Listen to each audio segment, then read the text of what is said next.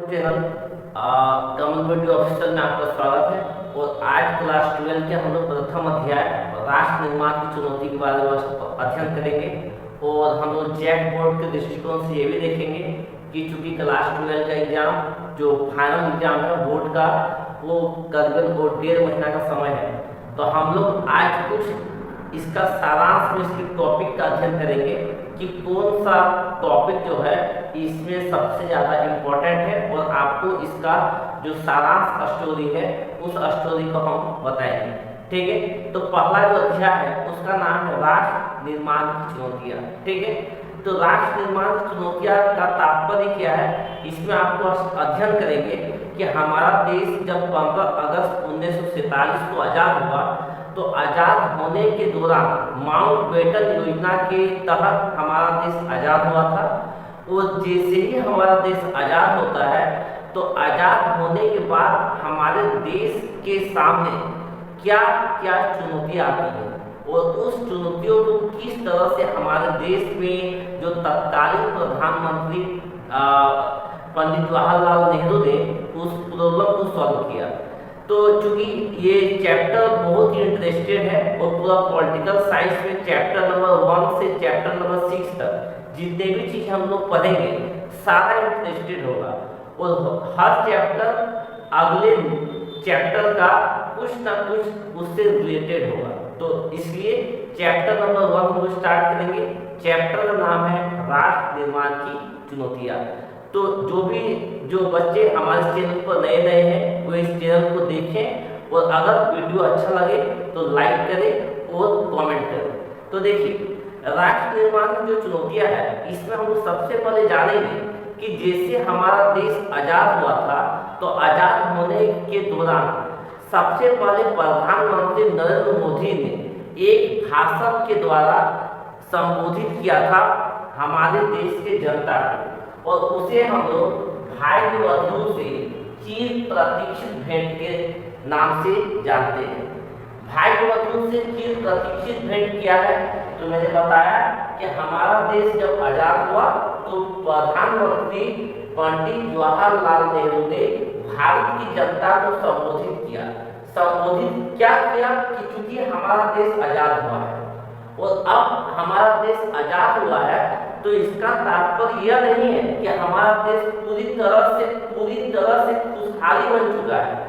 उसी समय हमारे देश को दो भागों में बांटा जा रहा था, एक भारत और एक पाकिस्तान।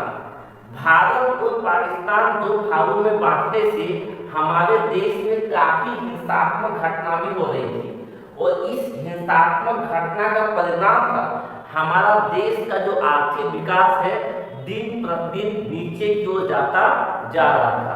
तो प्रधानमंत्री नरेंद्र मोदी ने चाहते थे कि चूंकि हमारा देश आजाद हुआ है तो भारत के सभी लोग पूरी तरह से मिल के रहे, जुल के रहे, और उसके सामने जो पहली चुनौती आती है वो चुनौती है राष्ट्र निर्माण की पहली चुनौती, एकता की सूत्र में बंधे रहना। क्योंकि हमारे देश में हिंदू है, मुसलमान है, सिख है, ईसाई है, अलग अलग धर्म संप्रदाय के लोग रहते हैं, अलग अलग प्रकार के भाषा भाषी के लोग रहते हैं। तो सभी लोगों के बीच में कभी न कभी किसी न किसी प्रकार का दरार और मनमुटाव होता है। तो इसी मनमुटाव का हो तो राष्ट्र निर्माण जैसे ही बना, जैसे हमारा देश आजाद हुआ तो पहली चुनौती है कि जितने भी लोग हैं एकता के सूत्र में बंधे रहे, एकता में रहे और किसी तरह से लड़ाई झगड़ा और हिंसात्मक घटना ना करें। ठीक है, दूसरी बात मैं क्या बोल रहा हूँ कि देश तो आजाद हुआ है और कोई बाह्य शक्ति फिर पुनः हमारे देश को गुलामी के जंजीरों में ना जकड़े, इसके लिए क्या था कि लोकतंत्र को कायम रखना भी एक चुनौती था कि हमारा देश में लोकतंत्र स्थापित हो, देश का संविधान बने, ताकि आने वाले समय में जितने भी लोग हैं, गरीब हो चाहे अमीर हो या जितने भी भाषा भाषी के लोग हैं, सभी को समान न्याय मिलनी चाहिए।